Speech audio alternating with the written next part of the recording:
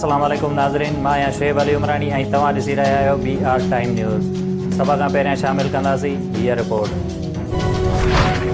वफ़ाक़ी हुकूमत पारां बिजलीअ जे अघनि में ₹1.72 फ़ी यूनिट महांगी करण जी मंज़ूरी ॾेई छॾी। बिजलीअ जे वधायल अघनि ते अक्टूबर 2021 खां अमल कयो वेंदो। वफ़ाक़ी हुकूमत IMF खे कर्ज़ वठण वक़्तु बिजली महांगी करण जी ख़ातिरी कराई हुई। नए माली साल जी बजट खां अॻु वफ़ाक़ी काबीना में वाध जो इम्कान। BAP MQM ऐं काफ लीग खे वधीक हिकु वज़ारत मिलंदी।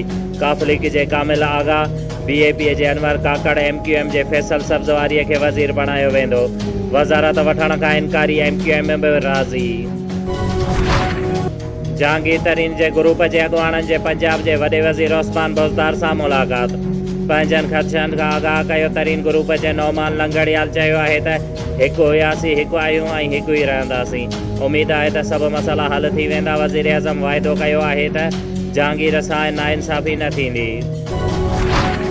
जेसीं ताईं ताक़तवर कानून जे मातहत न थींदो तेसीं ताईं तरक़ी मुमकिन नाहे।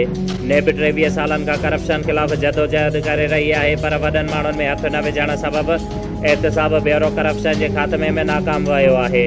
वज़ीर आज़म इमरान ख़ान कैंप 2 जे इफ़्तिताही तक़रीब खे ख़िताब कंदे चयो त असां करप्शन जे ख़ात्मे लाइ जहाद करे रहिया आहियूं।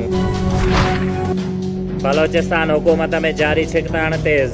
वॾे वज़ीर जाम कमाल सां इख़्तिलाफ़नि बैदि बलोचिस्तान जो सूबाई वज़ीर सरदार सालेह मोहम्मद भूतानी इस्तीफ़ा ॾेई छॾी। गवर्नर अमानुल्लाह यासिन ज़ई इस्तीफ़ा मंज़ूर करे वरिती। सालेह भूतानी चयो आहे त बलोचिस्तान जी तरक़ी रुगो कागज़नि में थी आहे, हक़ीक़तुनि में कुझु बि नाहे थियो। सिंध असेंबली फ़लस्तीनियुनि ते इसराइली हमलनि ख़िलाफ़ ठाहराउ यकरा मंज़ूर करे वरितो। वॾे वज़ीर पारां पेश कयल ठाहराउ जी अपोज़िशन बि हिमायत कई। मुराद अली शाह चयो आहे त असां फ़लस्तीनियुनि ते इसराइली जी रियासती दहशतगर्दीअ जी मज़म्मत करियूं था। आलमी बिरादरी इसराइली जारियत खे रोकण लाइ क़दम खणे। इसराइली दहशतगर्दी ऐं फ़लस्तीनियुनि सां एके जे इज़हार लाइ समूरे मुल्क में एहतिजाज।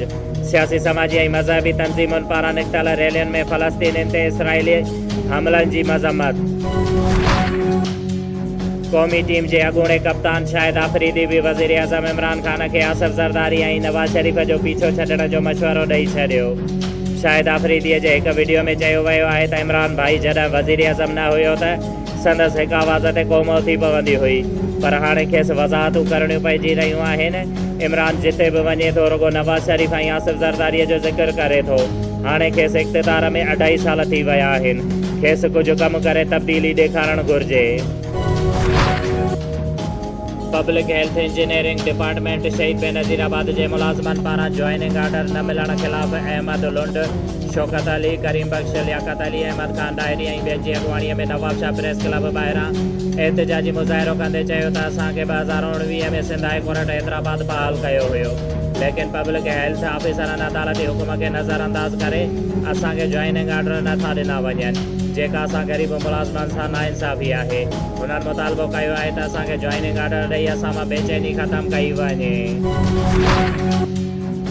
एडिशनल डिप्टी कमिश्नर वन शहीद बेनज़ीराबाद जुनेद हमीद समो चयो आहे त ज़िले में जारी न्यूट्रिशन प्रोग्राम खे वधीक असराइतो बणायो वञे त जीअं ग़िज़ाई खोट जे शिकार माहिरनि ऐं ॿारनि खे तकिड़ो रिलीफ फराहम थी सघे। अहिड़े ख़्यालनि जो इज़हार हुन दरबार हाल में न्यूट्रिशन प्रोग्राम बाबति क़ाइमु डिस्ट्रिक्ट कोऑर्डिनेशन कमेटीअ जे थियल इजलास जी सदारत कंदे कयो।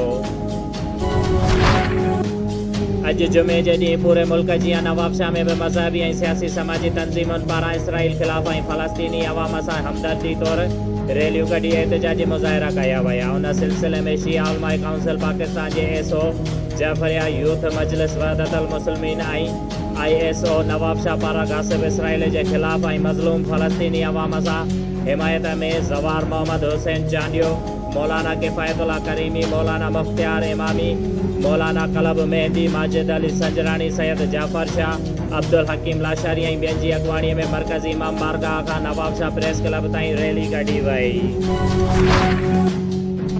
DSP मोरो समेत पुलिस जे ज़ियादतुनि ख़िलाफ़ मोरो बार जे वकीलनि ऐं IRK कंस्ट्रक्शन कंपनीअ जे मालिक समेत धारदार प्रेस कॉन्फ्रेंसूं। उन सिलसिले में ARK कंस्ट्रक्शन जे मालिक अब्दुल रशीद मारफाणी प्रेस कॉन्फ्रेंस कंदे चयो आहे त DSP मोरो अब्दुल हमीद पावर, SHO मोरो हनीफ मार, ईद जी राति वॾे पुलिस अटालन सां गॾिजी मुंहिंजे हाउस ते चढ़ाई करे मुंहिंजे पुट 2 भाइटियुनि ऐं 3 मुलाज़िमनि खे तशदुद करे खंबे खणी वियो आहे ऐं घर में भॼ ड्राह करण बैदि 12,40,000 रुपया रोक, 3 मेयूं, 4 गऊं, 10 छेला खणी वियो आहे। बाद में कुझु माण्हुनि जी मुदाख़लत ते रिश्वत वठी मुंहिंजे 3 मुलाज़िमनि खे छॾे ॾिनो अथसि, जॾहिं त मूं समेत मुंहिंजे 2 पुटनि, मुंहिंजे भाइटियुनि ऐं हिकु असांजे फोत थियल अज़ीज़ समेत 8 ॼणनि ते कूड़ो केस दाख़िल कयो आहे। जॾहिं त मूं मुंहिंजे पुट ऐं भाइटे अदालत सगोरीअ मां ज़मानत कराई आहे, जॾहिं त मुंहिंजो पुटु अब्दुल रऊफ़, मुंहिंजो भाइटियो अब्दुल अज़ीज़, जेके अञा ताईं गुम करे छॾिया अथसि, संदसि आज़ादीअ जे लाइ 50 लख रुपया रिश्वत घुरी रहियो आहे। हुननि वस वारनि खां इंसाफ़ जी अपील कई आहे। मोरो जे ॻोठ शेर खान दिल्ली जी रहवासण नुसरत पंहिंजे मासूम ॿारनि समेत मोरो प्रेस क्लब अॻियां एहतिजाज कंदे रोईंदे ॿुधायो त 3 साल अॻु मुंहिंजे मुड़ुस इक़बाल दिल खे क़त्ल जे कूड़े केस में फांसाए चालान कराए छॾियो आहे। असां ग़रीबीअ जे सबबु केस जी पैरवी न करे सघियासीं, जंहिं करे हुनखे उमिरि क़ैद जी सज़ा ॾिनी वई आहे।